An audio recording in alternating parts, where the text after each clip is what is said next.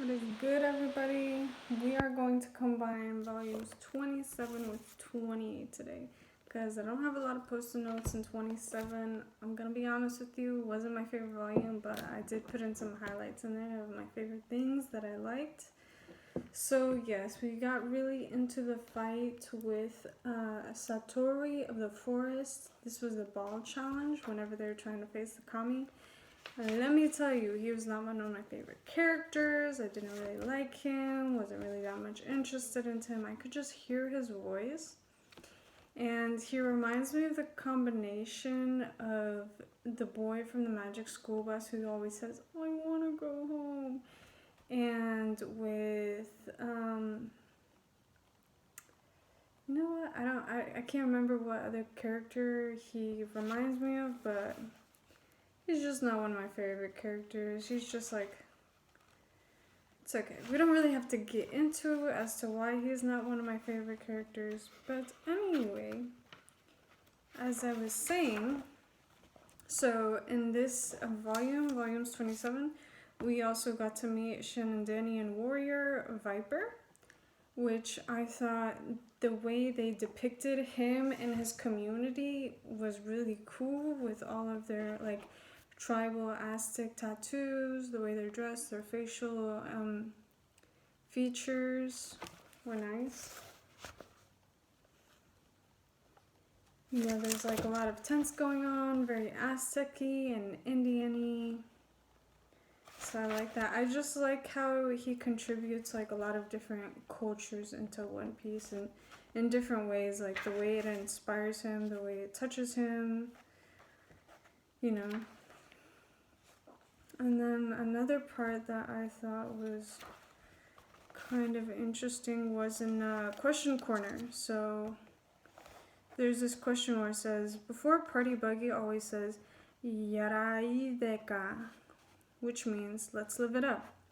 What is that phrase all about? My mother says it means, let's have a party. Is it dialect or something? And then Oda Sensei says, I get this question often. I figured people would grasp the meaning from the context. Yes, it is a dialect. It's ire o ese, meaning it's a phrase used in the old Tokyo. There are a few old phrases like that still used in downtown Tokyo to this day. There's Tayandi, which means, what are you saying? There's Edoko, true Tokyo is this.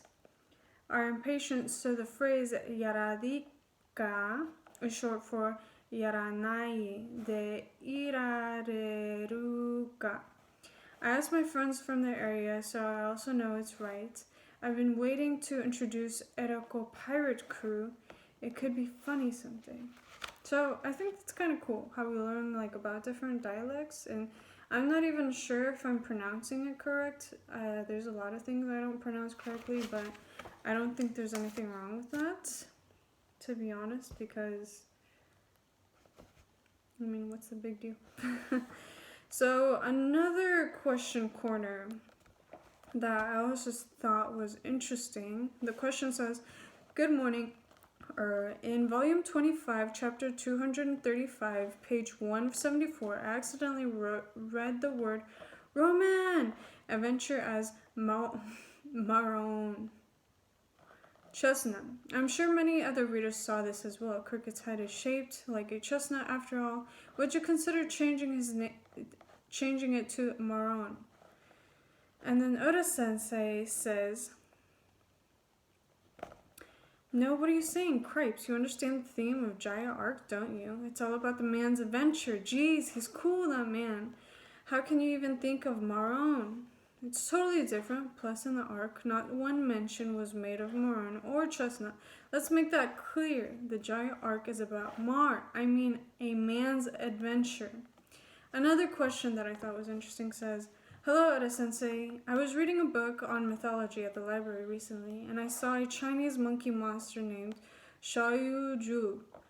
Is that where you got the name for Shaoju? I got so excited. What's the story? Oda Sensei says, that term's really the source, but in Japan, the kanji is different, although it can refer to that same mythological beast.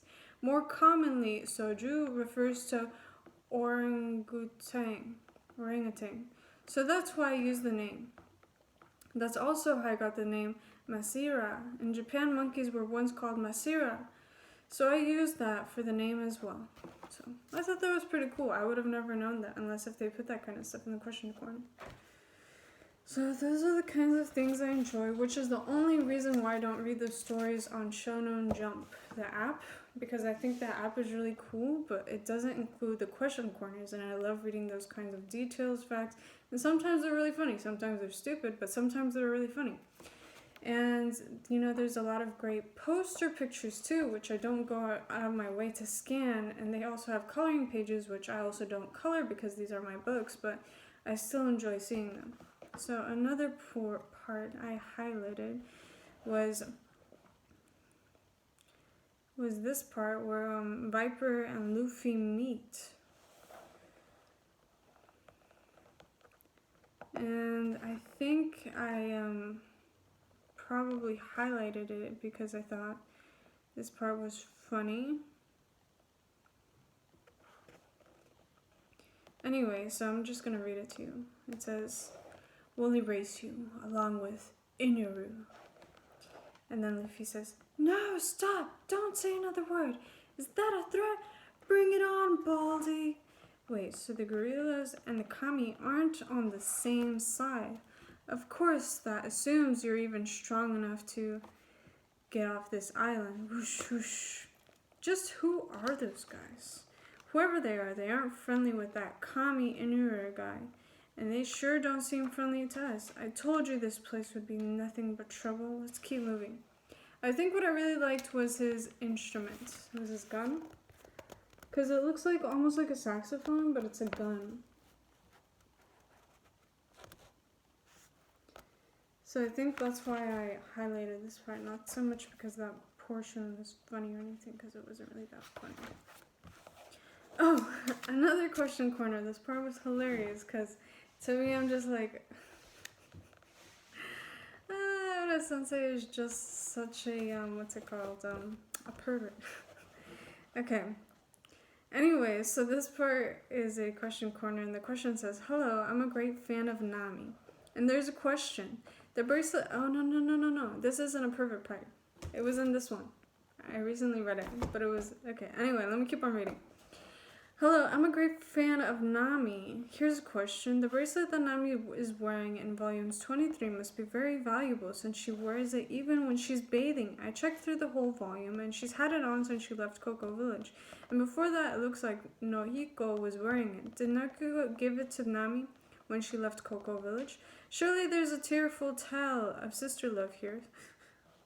Please tell me the truth behind this."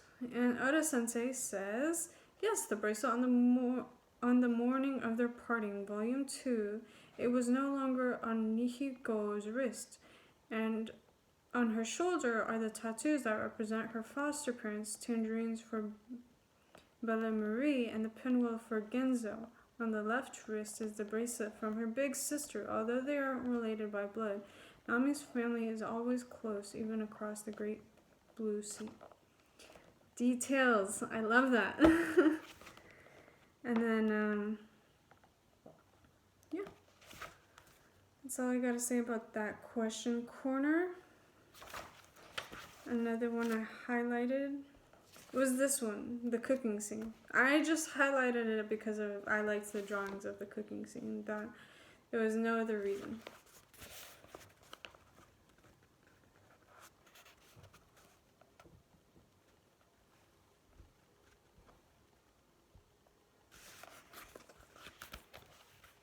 So, and also, actually, no, there was a kind of cool, interesting fact that he kind of tied in here. Okay, so it says, okay,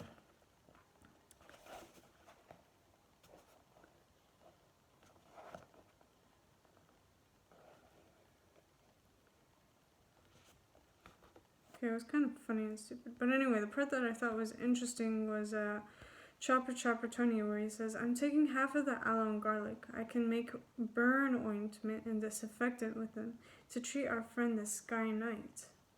So I think that's cool, you know, to think about how garlic and aloe can be used as a medicine, which I'm pretty sure it can be. I completely believe it, but I think it's cool how they mention that, you know? And then we got this other part that I highlighted.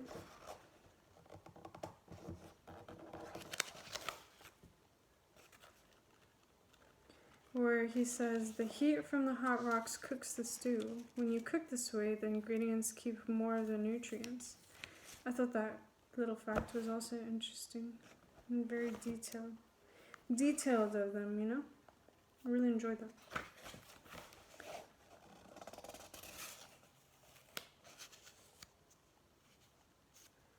Okay, another part, this says, that's probably due to the difference between the sea clouds and the island clouds. It seems that there's something about the environment of Skypiea that has the power to rapidly speed up the growth of fauna and flora. That would explain why all the remains of giant civilization were swallowed up by the forest. The Southbirds which saved us were huge too. About that, why did the Southbirds save you guys? I don't know, maybe it's related to everyone calling the Sky Knight Kami. So, thought that part was kind of cool. It's also a little ingredient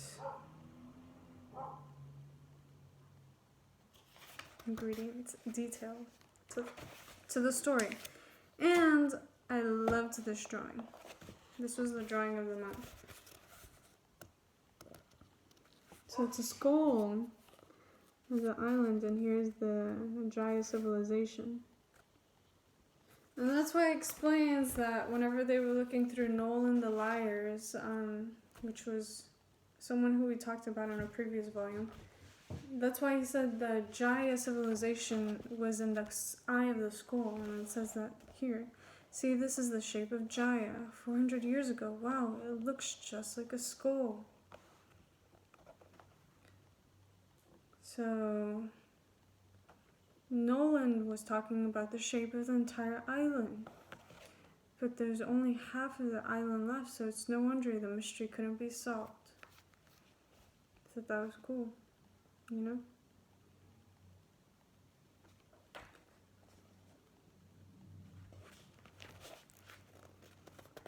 Cool little drawing.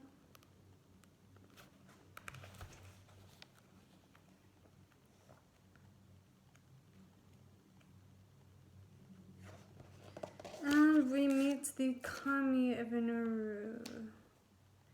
I highlighted this because, I don't know, I probably thought it was interesting the way they drew him and how he has those things circling around his head.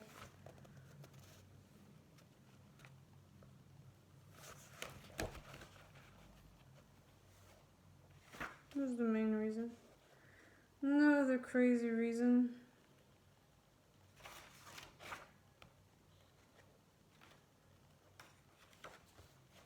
And so we have the Night King, no, the Sky Knight, where he says, "Shall I tell you a bit about the history of this land? Until 6 years ago, I was the Kami. Did you hit your head, mister?" And then Pegasus starts biting Usopp's head. It's been said that the upper yard appeared in Skypiea, as you already know, some 400 years ago. Until then, Skypiea was a peaceful island in the sky. Once in a while, items from the blue sea would ride up on the knock-up stream of the sky. People cherish these rare items. We call these treasures objects vars. It should have been impossible for a vars as huge as the upper yard to make it to the sky. It was a miracle. The sky people naturally revered it as a sacred site bestowed upon us by the heavens, and were overjoyed. Yeah, so this picture's pretty funny. Where Pegasus is hitting Usopp's head.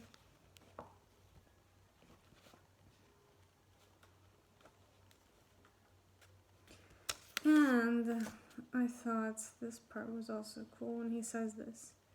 When a person cannot act without feeling guilt, he is at his weakest. Enru is well aware of that. He turns our people into wayward lambs and then controls them. To him, the title of the kami isn't enough. He truly plays at being God. He isn't trying. But that part where he says, when a person cannot act without feeling guilt, he is at his weakest. It's like sometimes Oda Sensei is pretty wise. But, I think we already know that. Even though he's hilarious too, but overall he's pretty smart. And stylish. He's just, he's a well-rounded dude, and that's why he can create a comic book such in depth, and he keeps on going with it, and he's just having fun with it. I think I'm going to stop with volume 27 right there. Anyway, thank you so much for listening, and I'm out.